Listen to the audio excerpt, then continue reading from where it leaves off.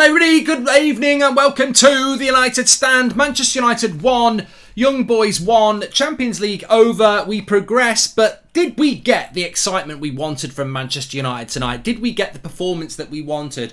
And can you just sweep it under the carpet and go, oh well? And to be honest with you, I think in the spirit of being proper analysts of that football game, there actually was performances that were good, but there were some performances that were ridiculously poor, and we would be... In the spirit of a reset and a rebuild, it would be wrong not to call some of the performances out tonight. Not Ranić. I don't think Ranić can take any blame. You know, he's not been there a week. But I think certain players need to have a long, hard look at themselves. Are they already looking at the exit door? But look, player ratings, links in the video description. Mark every player out of 10, 6 being the average. I think that's going to be the most pertinent and relevant point of this match reaction. So we'll do that. Please smash a like on the video. But I think, look, two things I would say from the off. Three things actually. One, that is a reflection of players that are underplayed and rusty. This is a legacy of Carrick and Ollie and McKenna and Phelan.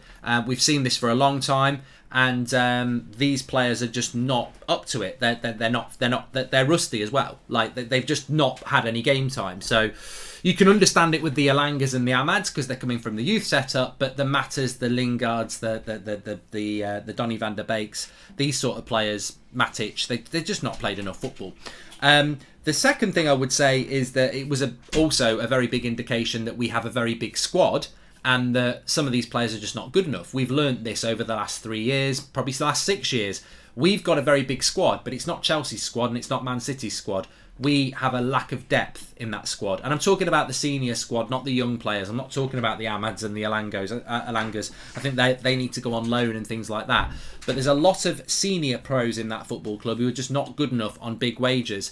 And I do want to talk about Lingard and I want to talk about Mata. I thought they were appalling tonight for the standard of footballer that they are. You know, Jesse Lingard's tearing it up for West Ham 6 months ago, and Juan Mata's one of the better Premier League players that have played in the Premier League over the last 12 years. But I thought they were very poor tonight. Now, some of that has to come down to being rusty, but I was listening to the chat and people going on and on about Lingard. He's checked out, this, that, and the other. This is a lad who loves Manchester United. I don't know what his problem was tonight. Like, is he carrying an injury? Has he already decided to leave? Because that was just a checked out performance. Some of the passing was poor. He just didn't look interested, and I don't understand that. I keep complaining until it's solved and answered. Fletcher involved again, says Genwell. And I thought Mengi was fantastic tonight, says Florrie. And Lingard has mentally left the club, says Jazz. And then the third thing for me is possession is key. And not just in relation to the ball.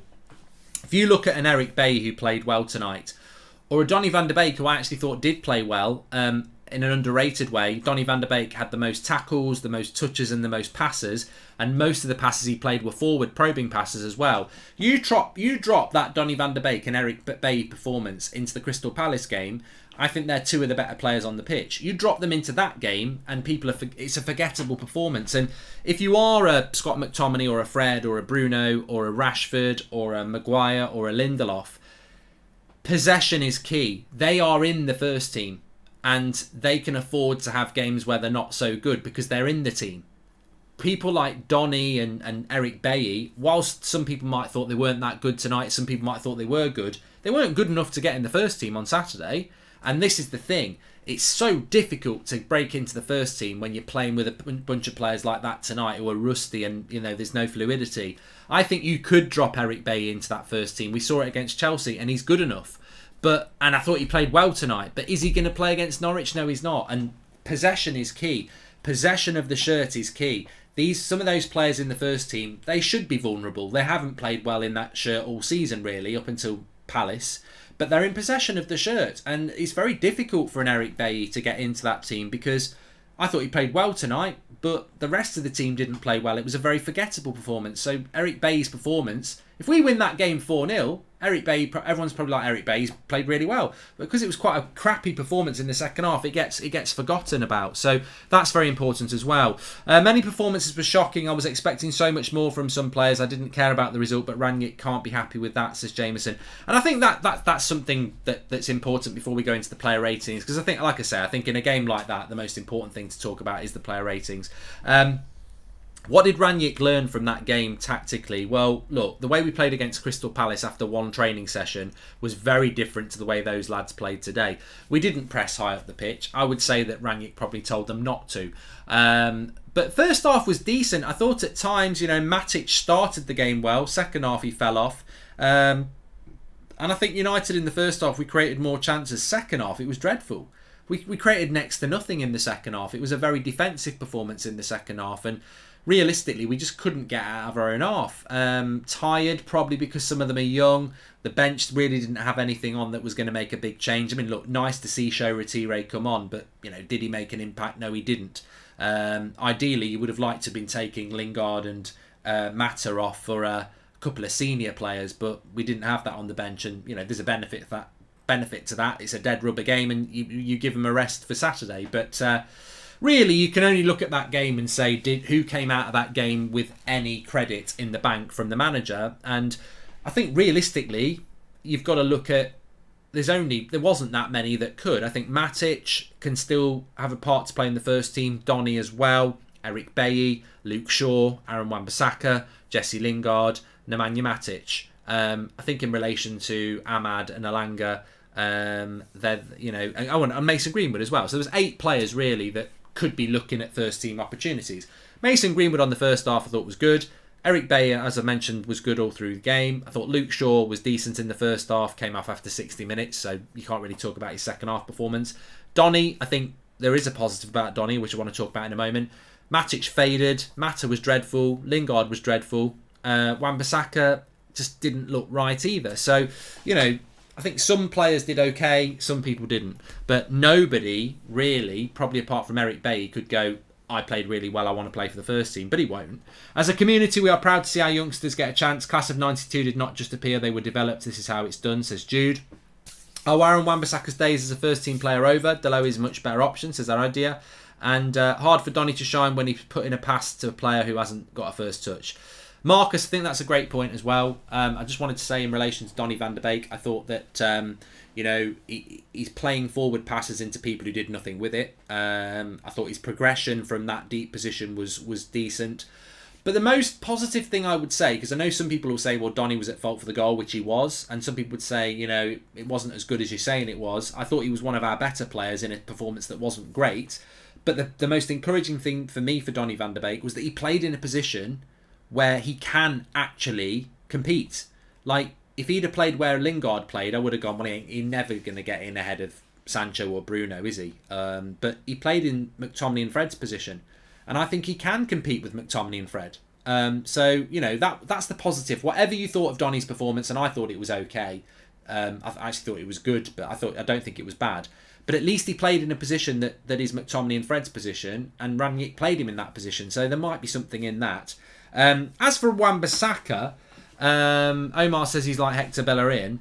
As for Wan-Bissaka, look, I ain't going to start writing postcards to Delo. Like, what if Delo plays shit against Norwich? He had one decent game against Palace, decent against Arsenal as well.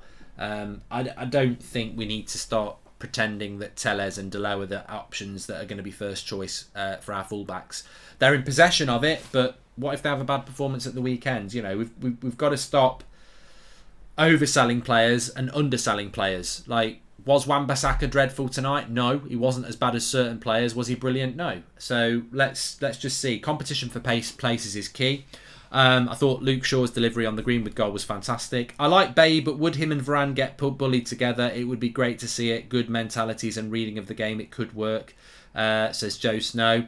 And Frankie de Jong to United, it would be great, says Tarek. Yeah, it won't happen though, mate. And player ratings then. Let's get involved with that. Player ratings, link in the video description. Mark every player out of 10, 6 being the average. I'm just going to refresh it so we've got yours. I mean, for me, this is where the game is at, really. It's really... I think normally with the first team, you'd spend a lot of time talking about decisions and the way we played, etc. But because it was a bit of a dead rubber game, I think it was really always going to be about the player ratings, wasn't it? So, let's have a look at the player ratings. Dean Henderson, for me, probably give him a 6.5, so I'll give him a 6. Look, he didn't pull off a worldie. Some people think De Gea might have saved the shot. I'm literally just watching it back now. I think he's at full strength. I don't think he can do anything on the goal, but that's Dean Henderson done, isn't it? He's not going to play again this month, and maybe he'll be looking for a loan deal now because he needs to play first team football. But he did all right, Dean. Wan-Bissaka, I'm failing to see what he did badly. I'd probably give him a 6. I know he'll get lower at 4.6. I just don't see that. I don't see that. But as I've said before, I do feel like Wan-Bissaka has become a bit of a hate figure in our fan base at the moment, and I don't really like it. I don't really agree with it. I don't think he was awful tonight. I don't think he was good. I'd give him an average 6, 5.5 at a push, but 4.5. That just stinks to me of agenda and dislike, and I don't know why we're doing that in a reset. I just don't get it. I know Delo's going to play on Saturday. Take a chill pill. Delo will be the first choice right back on Saturday. We need competition for places. I don't like the way Wan-Bissaka's been thrown under the bus as if he's been shit for ages. I don't agree with that. But look, it's all about opinion. You've had your say. 4.6 is the vote from you lot, so we move on. Doesn't mean I have to agree with it. Eric Bailly for me tonight was probably... In fact, I'm just going to give it... I'm not going to mess about. I'm going to give him a 7 and I'm going to give him man of the match. Hey, we're right on that. High five. Exactly. 7. Well done. Yeah, I thought Eric Bailly... there was a brilliant bit of cover for Matic, who was going to get burned for pace on the right-hand side. He came across and he slid in. He showed leadership, Eric Bailly. I mean, I think ultimately... I didn't say it as early as I wanted to, but I think ultimately we've drawn a game we should have lost. I mean, second half, young boys as well, put some credit on the midfield and the defence, because young boys were 1 goal away from getting into the Europa League. If Villarreal beat Atalanta tomorrow night and young boys had scored, they'd be going into the Europa League. So they wanted to win that game. So think about it. How many clear-cut chances did they have? They had a lot of the ball in the second half, but we defended quite well, and Eric Bailly was a big part of that. And not just Eric Bailly, the back four and the midfield. They did defend well because young boys were going for it. So, don't let other areas of the team feed into the other. I thought the defence did a reasonably good job. And again, I'd probably give Matic a 6. I thought second half he was poor, but first half I thought he was very good. He was I think I would have given him man of the match at half time. So Matic good first half, but faded in the second half. How much is that down to the fact that he's rusty or age? I don't know. But I thought Matic was probably a 6 for me. Luke Shaw's going to be very interesting because, again, I feel that what we're getting with Wan-Bissaka and Shaw is that everybody wants Delo and Telles to play. So I predict Luke Shaw will get lower than a 6, but I would give him at least a 6. I would give him a 6.5, 5.7. Well, I disagree with that. I thought Luke Shaw played well. Very, very good assist, very energetic, defended well as well. So I don't know what justifies Luke Shaw getting lower than an average score when he gets an assist and did reasonably well. But, as I say, people want Telles to play, so they let agenda come in. Which I don't, I will call it an agenda because I don't think we need it. We don't need an agenda. It's a new United. Positivity. Delo and Telles will play on Saturday anyway. They're in possession of the shirt. They should play. But we want competition for places, surely. Donny van der Beek for me is a 7. I mean, look, I've gone the other way again. I actually thought Donny van der Beek, most touches, most passes, most tackles. It was 1-1. He was a big part of that with Eric Bailly. So many times. Watch a game of football. Please watch the game of football. Donny van der Beek got that ball and threaded about 10 passes into the number 10. Constantly looking to pass it forward. Way better than Fred or McTominay ever do. And he did it loads of times. Now, I believe there's a player there. Yes, he was very rusty. Yes, he was at fault for the goal. But I actually think, has anybody actually considered Donny van der Beek was playing against a decent side? They are a decent side. They were trying to win. They don't get humiliated in the Champions League very often. They are a decent side. He's playing in centre midfield, not with Matic, not with Fred, not with Scott McTominay, with Juan Mata. Juan Mata is his centre midfield partner. And I thought, considering that and how he moved the ball and how he tackled, I thought he deserved a 7. I thought Donny played well. In the circumstances, I thought he played well. But some people don't want to see that. I tell you what, put Scott McTominay in that game with Juan Mata, and if he had a game as good as that, I'd be very impressed. Put Fred in a game with Juan Mata, and I'd be very impressed. Matic as well. I think Donny had a reasonably good game with who he was playing with. And also, the amount of passes he played into Lingard and Ahmad and Elanga, and they didn't do anything with it. Mata for me, look, 5. Look, yeah, I agree with you on that one.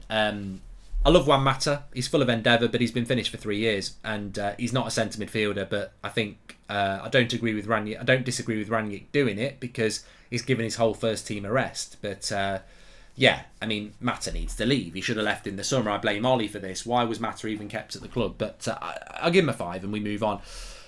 Lingard, it's got to be a 4 for me. 3.7, so we're quite close on it. I like Jesse. I think the West Ham move was perfect. I think he should have gone in the summer. If he'd have gone in the summer, he'd be playing first team football for West Ham as their number 10. And look at how good a season West Ham are having. West Ham was the perfect place for him to go. I'd love to know what got said to Jesse in the summer to stop him leaving. He obviously got offered first team football, but I think he's decided to go, hasn't he? I think some people thought that Jesse was going to see this Rangnick appointment as an opportunity. I mean, I've even heard people say, oh, Rangnick's going to love Jesse because he loves his energy, and maybe he will, but he won't love that performance today. That was irresponsible from Lingard. Now, he's either carrying an injury or he's trying not to get injured, because that performance today was not focused. This is high-end professional football. Fine margins. If you don't give 100%, you're going to put in a performance like that. Now, I'm not saying he didn't give 100%, but either he's not good enough, which I think he's far better than that. He's 29 next week. He is a senior pro in that team with young players playing with him. He's playing for Manchester United, the team he loves, and he puts in a performance like that. And I don't know. Is it the only thing I can think of is either carrying an injury or he's checked out and he's leaving in January, because it was poor from Jesse and I expected more. I did expect a lot more from him. I was very surprised by his performance. So I don't know what it was all about. But it wasn't good from Jesse. Ahmad, probably a generous 6, 5.5. You're right.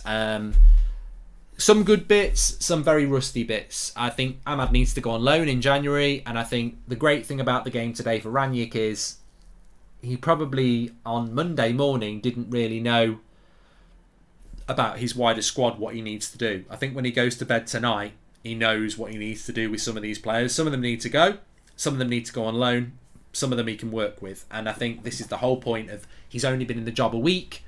How could he know on Monday who needs to go and who needs to stay? I think tonight he'll have a better idea of who needs to go and who needs to stay. Amad Diallo is a player that needs to go on loan. And again, I would probably give Alanga the same, 5.5, 6. Yeah. Needs to go on loan. There's very obviously talent there with Amad and Alanga. Are they going to get game time in the first team? No, they're not. Do they need first team? Yes. Let's get them the best position they can get on loan, and I'd do it in January. Yeah, definitely. Mason for me was an interesting one. I thought first half he was a contender for man of the match. It was a lovely goal for Mason Greenwood. Second half, graveyard shift, had to start coming deep. Really was not in the game in the second half because he couldn't get in the game, because we couldn't get him in the game. And the reason we couldn't get him in the game is when Donny was passing it into Lingard or Ahmad or Alanga, they weren't then getting it to Greenwood. So we just couldn't get the ball to our Mason. But his goal was fantastic. I'd probably give him a 6.5 because of the goal, but 6.9 from you, that's absolutely fine.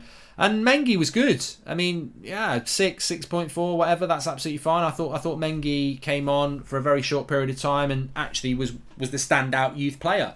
Alanga, Ahmad didn't really stand out. Obviously, people like Iqbal and Shority. Well, Shority had a little bit longer. Savage and Iqbal were barely on, but Mengi was the standout youth player and didn't even start. You know, that recovery from the slip was ridiculously quick, and I don't think he'll have done himself any damage. But again, probably a player that needs to go on loan. Heaton, 6. Shority wasn't really in the game, 6, and we'll give Charlie Savage and Zidane Iqbal a 6 because they just weren't in the game long enough. And Ralph Rangnick, look, what are you going to give Ralph? What are you going to give Ralph in a game like this? I thought he did his, it's almost irrelevant to give Rangnick a score because you can't judge the performance because it didn't really matter. No, the result didn't really matter. You can almost applaud him for drawing a game whilst resting his entire first team for a game against Norwich at the weekend when they won at the weekend. And he gets to assess players that he needs to assess. So I think Rangnick would probably, from a not from a results point of view, but from an assessment point of view, he'd probably be very, very happy. How you actually judge that, and Ranić, I'd probably give him a 7, because I think he's done everything that he needed to do. It wasn't about the result, and he didn't lose. So he's not lost. He's assessed loads of players. He's rested his first team. And I think, as I said, I think the positives he will take from that game, for me, Eric Bailly is a decent centre-back option. Donny van der Beek is somebody he can work with in the McTominay-Fred area, because he hasn't got anybody else there. Matic is interesting but can't play more than an hour, and Mason Greenwood's somebody he can work with. So those would be the 4 players, and Luke Shaw's back, and so 5 players. I think there's 5 players that you can take positives from: Luke Shaw, Mason Greenwood, Matic. I mean, he can only do you an hour. Donny and Bailly. The rest of them, they failed the audition for various reasons. But yeah, so he's learnt about 5 players that he can work with. The rest of them need work. Some of them will need to go, but he's rested his old first team. He's not been here a week, and also people might not want to mention it, but it will also give him a big indication about things he might want to do in the January transfer window as well. So yeah, interesting. We got a draw against the best Swiss team with most of the young players. That's a positive, says David. Wan-Bissaka is a great right back, and we need to give him time to get back to his best, says LJ. Welcome to the Members Club, Massimo. I'm shocked at some of the comments. If Donny didn't make that mistake, and if any of the players actually did anything with his passes, then he'd be calling him man of the match, says David. I'm not bothered. It was a long time ago that I stopped caring about what people think compared to what I think. I mean, everyone's got a right to think whatever they want about whatever player. I'll sleep comfortably tonight knowing that Eric Bailly was my man of the match, and Donny van der Beek and Mason Greenwood were my next 2. I actually think Donny played reasonably well. He did make a mistake, but most touches on the ball, most tackles, most passes, and lots of forward passes. You know, that's what you want from your midfielder, isn't it? Unfortunately, it was the people around him that let him down. And the biggest thing of all, he was playing with Juan Mata next to him. Eric Bailly got 44% as your man of the match, so smash a like on the video for Eric. I think he was man of the match. Well done to Eric Bailly. Interestingly, Donny van der Beek, second place, 29% of the vote, and then various others with the others. Mason Greenwood got a few as well, but Donny van der Beek in second place with 29%. So there we go. Very happy with that. Anyway, we're going to continue the chat. Make sure you check out the video in the morning, by the way. Might be a bit of a surprise for you, around sort of 10:30. But fan forum's on. I'll push you over to there. You can join Beth and Levin and everybody else for that. Thanks everybody for watching. We'll have some fan vlogs coming in as well, but obviously we're going to be moving towards Norwich from tomorrow. Looking forward to that. Thank you everybody for watching, and let's get over to the fan forum and see what they're going to say over there. It should push you over there. Thanks everyone for watching. Like I say, please smash a like on the video and subscribe, and I'll see you over on the fan forum.